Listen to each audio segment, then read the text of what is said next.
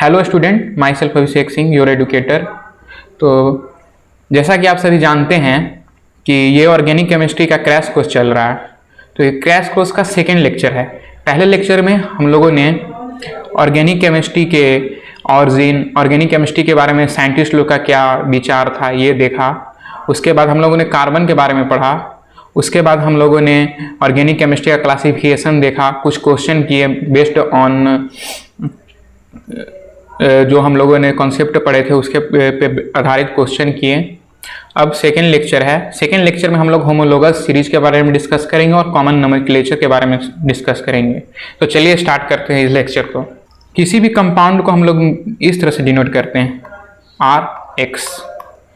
तो इसमें जो आर होता है, ये जो आर है, ये हाइड्रोकार्बन को डिनोट करता है। किसको डिनोट करता है? हाइड्रोकार्बन को। हाइड्रोकार्बन चैन को डिनोट करता है। और जो ये एक्स है, ये फंक्शनल ग्रुप को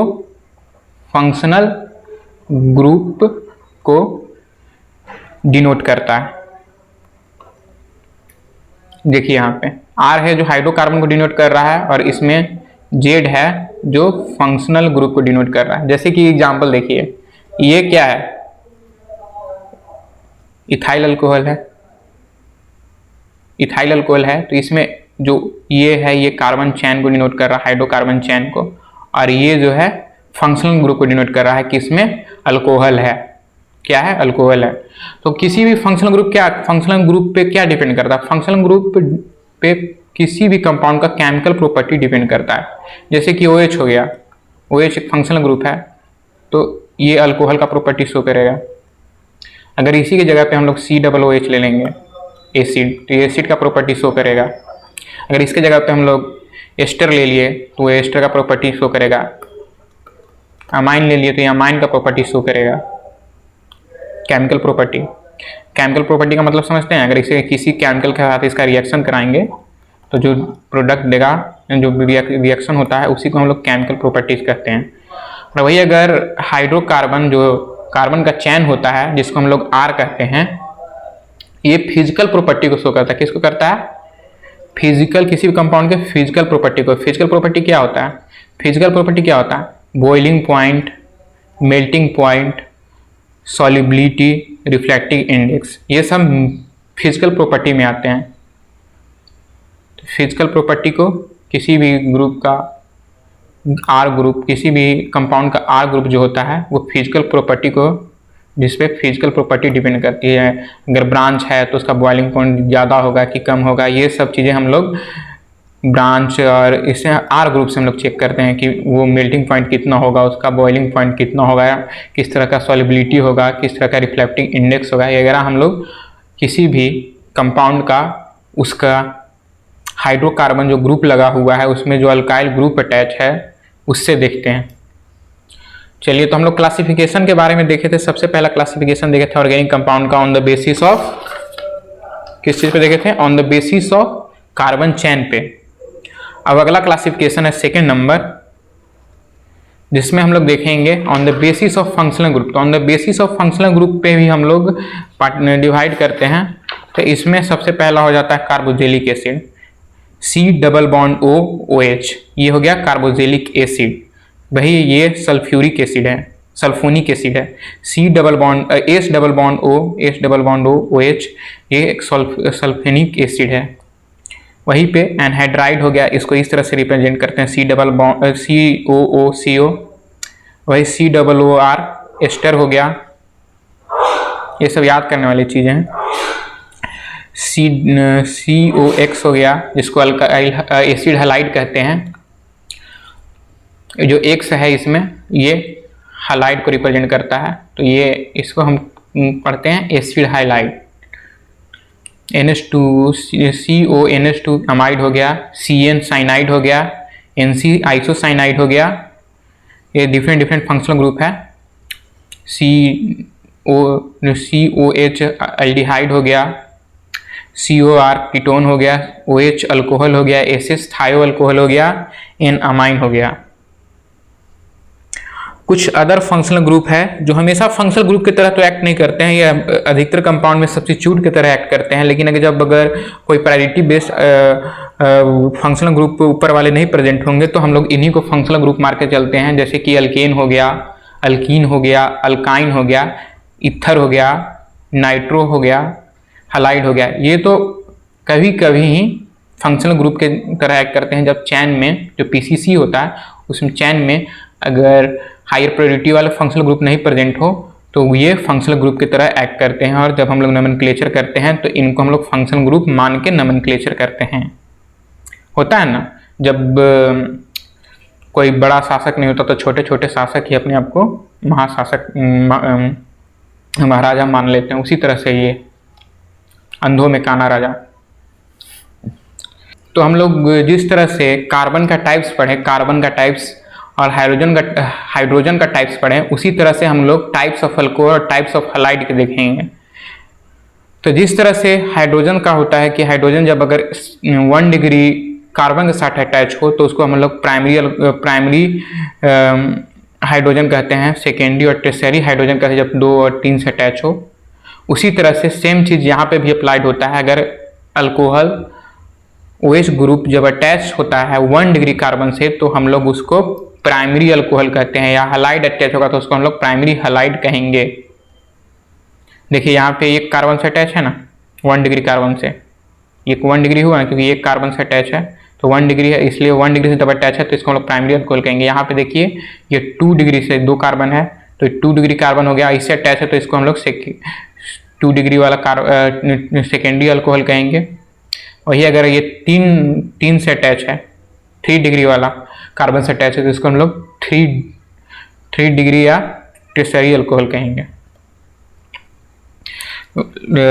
लेकिन यहीं पे जब हम लोग अमाइन के बारे में देखते हैं, ये देखिए ये अमाइन हो गया, ये थोड़ा डेंजर चीज़ है अमाइन। यहाँ पे सीधे कंडीशन अलग हो जाती है, यहाँ पे उस पर डिपेंड नहीं करता है कि ये 1 डिग्री कार्बन से अटैच है तो इसको प्राइमरी अमाइन कहेंगे, 2 डिग्री से अटैच है तो इसको सेकेंडरी अमाइन कहेंगे, 3 डिग्री से अटैच है तो इसको टेरशरी अमाइन कहेंगे। यहाँ पे ऐसा नहीं होता है। यहाँ पे जितना कार्बन चेन से अटैच है, जितना R ग्रुप से अटैच है, अगर एक R ग्रुप से अटैच है तो इसको प्राइमरी कहेंगे, अगर ये 2 R ग्रुप से अटैच है तो इसको सेकेंडरी कहेंगे, अगर ये 3 R ग्रुप से अटैच है तो इसको हम लोग टेरशरी कहेंगे।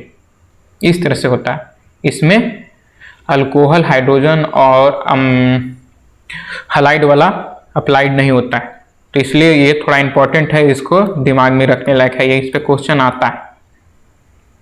तो ये देखिए यहाँ पे एक कार्बन से अटैच है, एक ग्रुप से अटैच है, एक अल्काइल ग्रुप से अटैच है तो इसको प्राइमरी कहेंगे। अगर 2 अल्काइल ग्रुप से यहाँ पे अटैच है, इधर से भी कार्बन इधर से भी अटैच है, यहाँ पे 3 से अटैच है तो इसको हम लोग टेरशरी कहेंगे। अब इसके बेस्ड हम लोग कुछ क्वेश्चन करके देखते हैं। तो ये देखिए पहला क्वेश्चन, इसमें देखिए ये कार्बन है, इस कार्बन के रिस्पेक्ट में इससे अगर OH करें तो इस कार्बन को पहले चेक करेंगे। एक कार्बन से अटैच है तो ये प्राइमरी कार्बन है, और इससे अटैच जो अल्कोहल है इसको हम लोग प्राइमरी अल्कोहल कहेंगे। यहाँ पे ये जो Cl है हलाइड ग्रुप, ये 2 इसके जिस कार्बन से अटैच है, इस कार्बन से अटैच है ना, इस कार्बन से अटैच है, कार्बन कितने डिग्री वाला है, 2 कार्बन से अटैच है तो 2 डिग्री कार्बन है तो इससे जो अटैच होगा Cl ग्रुप वो भी 2 डिग्री वाला होगा। यहाँ पे देखिए ये जो NH2 है कितने से अटैच है, कितने डिग्री वाला कार्बन से अटैच है, 3 डिग्री वाला। लेकिन यहाँ पे हम लोग इस तरह से नहीं करते हैं, यहाँ पे हम लोग देखते हैं कि किस तरह कितने अल्काइल ग्रुप से अटैच है, तो ये एक अल्काइल ग्रुप से अटैच है तो ये 1 डिग्री अमाइन हो जाएगा। 2 डिग्री अमाइन होना रहता तो इधर से भी अटैच होता तो 2 डिग्री होता। अगर तीनों तरफ से अल्काइल ग्रुप से अटैच होता तो इसको हम 3 डिग्री अमाइन कहते हैं। लेकिन ये एक अल्काइल ग्रुप से अटैच है तो इसको हम 1 डिग्री अमाइन कहेंगे। ये अल्कोहल का देखते हैं, ये अल्कोहल का कार्बन ये है, इस कार्बन से अटैच है, ये कार्बन एक कार्बन से अटैच है तो ये 1 डिग्री कार्बन हो गया, इससे अटैच जो हुआ वो भी 1 डिग्री हो गया, 1 डिग्री अल्कोहल। यहाँ पे ये दो कार्बन से अटैच है तो ये 2 डिग्री अल्कोहल हो गया। नेक्स्ट क्वेश्चन देखते हैं। ये अमाइन कितने से अटैच है, एक अल्काइल ग्रुप से अटैच है। यहाँ पे हम लोग उस तरह से नहीं देखते हैं कि प्राइमरी कितना डिग्री कार्बन से अटैच है, यहाँ पे हम देखते हैं कि कितने कार्बन चैन से अटैच है। तो एक कार्बन चैन से मीन्स एक अल्काइल ग्रुप से अटैच है तो ये 1 डिग्री हो गया। यहाँ पे क्या होगा, यहाँ पे क्या होगा, ये जो कार्बन है 2 डिग्री है, लेकिन ये हम लोग देखते हैं कि कितने कार्बन से अटैच, कितने कार्बन से अटैच, कितने कार्बन चेन से अटैच, कितने अल्काइल ग्रुप से अटैच है, तो एक अल्काइल ग्रुप से अटैच है, तो ये प्राइमरी हो गया। यहाँ पे ये कितने से है, ये 2 कार्बन चेन से अटैच है, 2 अल्काइल ग्रुप से अटैच है, तो ये 2 डिग्री अमाइन हो गया। ये 3 कार्बन चेन से अटैच है, तो ये 3 डिग्री अमाइन हो गया। एक इंपॉर्टेंट पॉइंट देखते हैं नोट्स कि 1 डिग्री, 2 डिग्री और 3 डिग्री जो अमाइन होता है उसको हम लोग डिफरेंट फंक्शनल ग्रुप पर मानते हैं, सेम फंक्शनल ग्रुप नहीं मानते हैं। फंक्शनल ग्रुप के बारे में हम लोग आगे पढ़ेंगे और उसमें भी देखा है, तो इसको हम लोग सेम फंक्शनल ग्रुप नहीं कहते हैं, ये डिफरेंट फंक्शनल ग्रुप होते हैं। ये थोड़ा इंपॉर्टेंट पॉइंट है, इसको याद रखिएगा।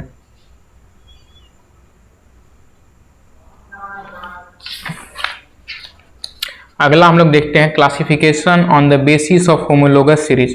थर्ड पॉइंट हम लोग क्लासिफिकेशन देख रहे थे ऑर्गेनिक कंपाउंड का, उसमें ये तीसरा पॉइंट है। इस पे हम लोग क्लासिफाई करते हैं on the basis of homologous series. तो होमोलोगस सीरीज के बारे में कुछ हम लोग देख लेते हैं। होमोलोगस सीरीज कहते किसको है, तो होमोलोगस सीरीज का ये डिफिनेशन रहा, series of member having same क्या, same functional group, same general formula but different molecular formula, किससे डिफर बाय CH2 और different molecular weight differ by 14। क्या कहना चाहते कि जो भी होमोलोगस सीरीज का मेंबर होगा, जो भी कोई एक होमोलोगस सीरीज हो गया, कोई भी एक होमोलोगस सीरीज हो गया, ये एक होमोलोगस सीरीज है, मान लो अल्कोहल है, तो इसका जो भी मेंबर होगा वो सेम फंक्शनल ग्रुप होगा, उसमें सब में OH ही प्रेजेंट होगा, OH फंक्शनल ग्रुप होगा। और सबका जो जनरल फार्मूला होगा, जो जनरल फार्मूला होगा, देखो ये अल्कोहल का ये जनरल फार्मूला होता है,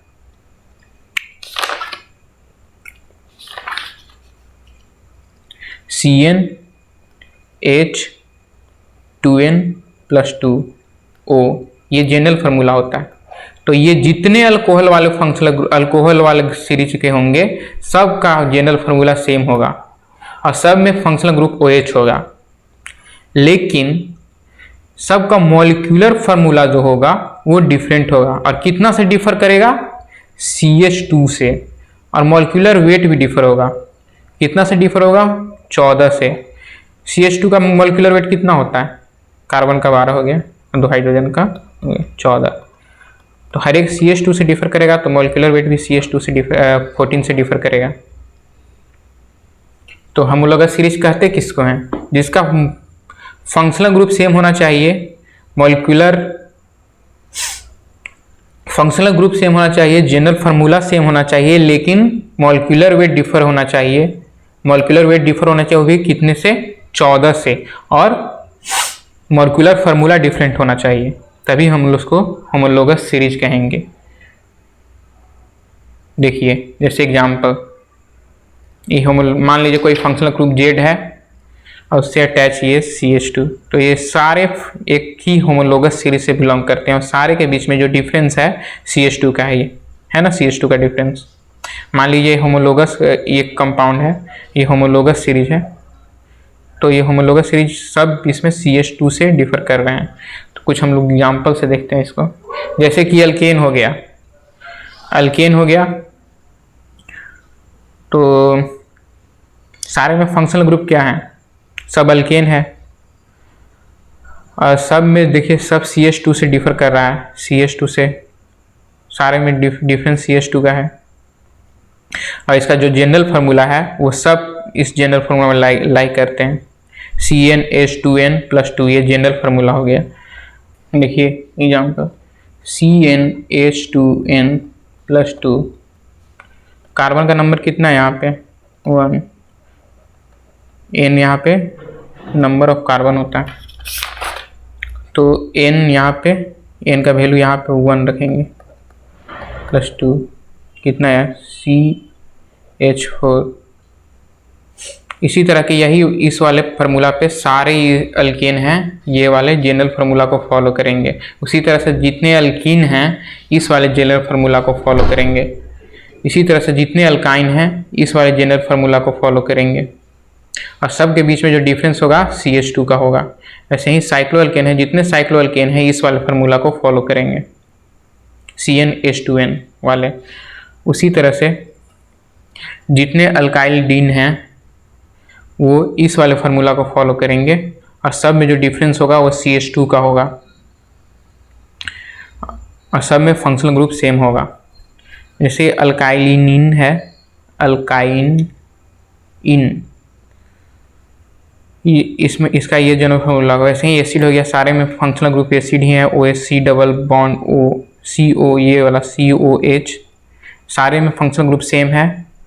सारे ये वाले जनरल फार्मूला को फॉलो करेंगे सब में, लेकिन सब में CH2 का डिफरेंस होगा, सब में मॉलिक्यूलर वेट 14 का डिफरेंस होगा। उसी तरह से एनहाइड्राइड, सारे एनहाइड्राइड में सेम फंक्शनल ग्रुप होगा, लेकिन सारे CH2 से डिफर करेंगे और सारे में 14 का डिफरेंस होगा। उसी तरह से एस्टर है, एस्टर में सारे एस्टर ये वाले जनरल फार्मूला को फॉलो करेंगे और सारे में जो डिफरेंस होगा CH2 का होगा। ऐसे ही इसी तरह से एल्डिहाइड है, वो सारे एल्डिहाइड ये वाले फार्मूला को फॉलो करेंगे और सारे में डिफरेंस जो होगा CH2 का होगा। ऐसे ही कीटोन है, सारे कीटोन इस वाले जनरल फार्मूला को फॉलो करेंगे और सब में CH2 का डिफरेंस होगा और 14 मॉलिक्यूलर वेट का डिफरेंस होगा।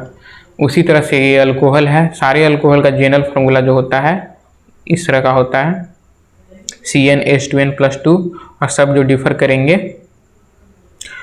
CH2 से डिफर करेगा सारा का और 14 मॉलिक्यूलर वेट से डिफर करेगा। उसी तरह से एस्टर है, वो भी CH2 से डिफर करेगा, सारे इस वाले जनरल फार्मूला को फॉलो करेंगे। तो होमोलोगस सीरीज का डेफिनेशन क्या था कि जितने होमोलोगस सीरीज के पार्ट होते हैं, जितने होमोलोगस सीरीज के मेंबर होते हैं, सारे मेंबर का जो फंक्शनल ग्रुप होता है वो सेम होता है और उनका मॉलिक्यूलर फार्मूला डिफरेंट होता है और मॉलिक्यूलर वेट डिफरेंट होता है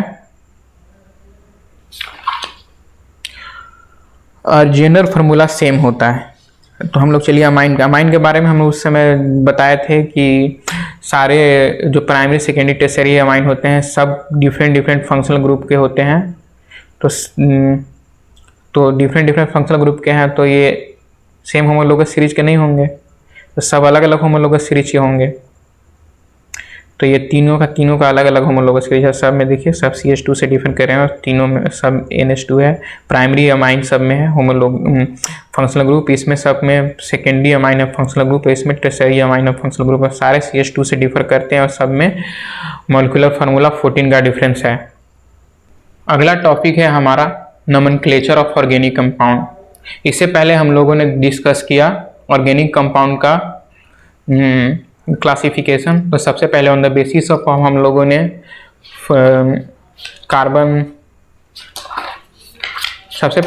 देखा on the basis of carbon chain, उसके बाद हम लोगों ने देखा on the basis of functional group, उसके बाद हम लोग on the basis of homologous series discuss किया। उसके बाद हमारा ये टॉपिक आता है nomenclature of organic compound. Nomenclature of organic compound को हम लोगों ने नोमेनक्लेचर को हम लोगों ने 2 पार्ट में डिवाइड किया। पहला है कॉमन नेमिंग सिस्टम और दूसरा है IUPAC।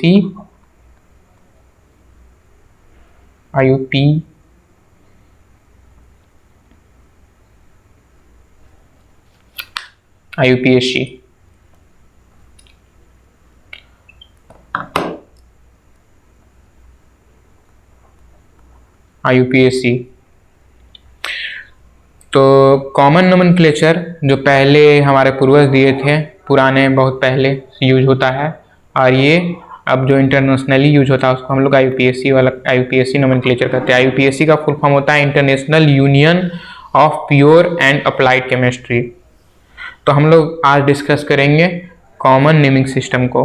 कॉमन नेमिंग सिस्टम बहुत पहले से यूज होते आ रहा है, और जैसे कि किसी कंपाउंड को देखने में जिस हिसाब से लग रहा है उसके प्रॉपर्टी के हिसाब पे उसका नाम रख दिया,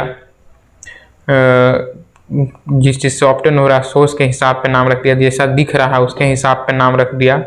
जैसे कि उस सिस्टम को कॉमन नोमेनक्लेचर सिस्टम कहते थे। उसी में हम लोग पहला देखते हैं on the basis of source, जिस सोर्स से ऑब्टेन हुआ उसके नाम पे उसका नाम रख दिया। तो इसमें सबसे पहले आता है पहला कंपाउंड मीथेन, CH4। कौन सा आता है? CH4। इसको हम लोग मीथेन कहते हैं। मीथेन को हम लोग नाम रख दिए उस समय, पहले रखा गया था इसका मार्स गैस। मार्स गैस क्यों कहते थे? क्योंकि ये मार्सी एरिया में, दलदल वाले इलाका में मिलता था, इसलिए इसको हम लोग मार्सी गैस नाम रख दिए, मार्स गैस, क्योंकि ये मार्सी एरिया में मिलता था। उसी तरह से CH3OH था अल्कोहल, इसको हम लोग कहते हैं मिथेनॉल या मिथाइल अल्कोहल। इसको हम लोग मिथाइल अल्कोहल या मिथेनॉल कहते हैं। CH3 या CH3, इसको हम लोग मिथाइल अल्कोहल कहते हैं या मिथेनॉल कहते हैं। तो मिथेनॉल को हम लोग वुड स्पीड कहते हैं। क्यों? क्योंकि ये वुड में मिलता था, इसलिए हम लोग इसको वुड स्पीड कहते हैं। क्या कहते हैं? Would speed. क्योंकि वुड स्पीड क्यों कहते हैं? क्योंकि ये वुड में मिलता था, इसलिए इसका हम लोग वुड स्पीड नाम रख दिए। अगला देखते हैं हम लोग इथाइल अल्कोहल या इथेनॉल। इथाइल अल्कोहल या इथेनॉल, इससे तो लोग वाकिफ होंगे, क्योंकि इसको देसी भाषा में पौआ कहते हैं, स्प्रिट, पौआ। तो इसको हम लोग ग्रेन अल्कोहल कहते हैं, क्योंकि ये अनाज से मिलता है, ग्रेन। इसको हम लोग ग्रेन अल्कोहल कहते हैं, क्योंकि ये अनाज को सड़ाने पे, गलाने पे मिलता है, इसलिए हम लोग ग्रेन अल्कोहल कहते हैं। अगला देखते हैं फॉर्मिक एसिड। फॉर्मिक क्यों कहते हैं? क्योंकि एक एंट है, रेड एंट, जिसको काटने से हमारे बॉडी में इन्फ्लामेशन हो जाता है, छोटा छोटा। क्यों होता है? क्योंकि ये जब काटता है तो अपने डंक से हमारे बॉडी में एसिड को इंजेक्ट करता है, जिस एसिड का नाम है फॉर्मिक एसिड। क्यों फॉर्मिक एसिड नाम पड़ा? क्योंकि इस एंट को हम लोग फॉर्मिका कहते हैं, इसलिए इस एसिड का नाम इस एंट के नाम पे रख दिया गया, फॉर्मिक एसिड। समझ सकते हैं। उसी तरह से एसिटिक एसिड। एसिटिक एसिड हम लोग किस में मिलते हैं? Acetic acid. एसिटिक एसिड क्यों नाम रखा? क्योंकि ये विनेगर में मिलता था। विनेगर को हम लोग एसिटम कहते हैं। विनेगर जानते होंगे, खाने वाने बनाने में यूज होता है विनेगर का। तो ये विनेगर में से मिलता था, विनेगर को हम लोग एसिटम कहते हैं, इसलिए इसका नाम हो गया एसिटिक एसिड। इसी तरह से लैक्टिक एसिड है, CH3C डबल बॉन्ड CH3CHOH, और फिर इधर देखिए, इधर एक अल्कोहल ग्रुप लग गया, इधर एक एसिड ग्रुप लग गया, इसको हम लोग लैक्टिक एसिड कहते हैं। लैक्टिक एसिड क्यों नाम रखे? क्योंकि ये मिल्क में मिलता था, मिल्क को हम लोग लैक्टम कहते हैं, इसलिए इसके बेसिस पे इसको हम लोग लैक्टिक एसिड का नाम रख दिए। उसी तरह से ये ऑक्जेलिक एसिड है। ऑक्जेलिक एसिड क्यों नाम रखे? क्योंकि ये ऑक्जेलस प्लांट से ऑब्टेन होता था, इसी बेसिस पे, on the basis of source, इसको हम लोग ऑक्जेलियस एसिड नाम रख दिए। तो ये पहला खत्म हो गया। सेकेंड देखते हैं on the basis of discovery. Discovery के बेसिस पे, जैसे कोई आया, उसको डिस्कवर किया, उसको खोजा और अपना नाम पे उसका नाम रख के चला गया। जैसे ग्रिग्नाल चचा हैं, ग्रिग्नाल चचा आए RMGX को लेके, RMGX को डिस्कवर किए। RMGX के बारे में हम लोग आगे डिस्कस करेंगे, और ऑर्गेनिक में बहुत ज़्यादा RMGX के बारे में पढ़ना होता है। तो ऑर्गेनिक में RMGX बहुत अच्छा इम्पोर्टेंट रोल, बहुत अच्छा एजेंट है, प्ले करता है, एजेंट के रोल पर प्ले करता है। तो इसको ग्रिग्नाल चचा डिस्कवर किया और इसको अपने नाम पे नाम रख दिया, ग्रिग्नाल रिएजेंट। उसी तरह से गिल्समैन चचा हैं R2CuLi को लेकर, इसको डिस्कवर किए और इसका नाम अपने नाम पे रख दिए, गिल्समैन रिएजेंट। उसी तरह से फ्रैंकलिन चचा हैं R2Zn को लेकर, और इसका भी नाम अपने नाम पे रख दिए। यही अगर कोई इंडिया का होता, मंडल चचा, कोई मंडल चचा आते हैं, कोई किसी तरह का रिएजेंट डिस्कवर करते हैं और इसका नाम रख देते हैं मंडल रिएजेंट। उसी तरह से कोई सिंह चचा आते हैं और इसका नाम रख देते हैं सिंह रिएजेंट। तो इसी तरह से on the basis of discovery उस समय नाम रखते थे।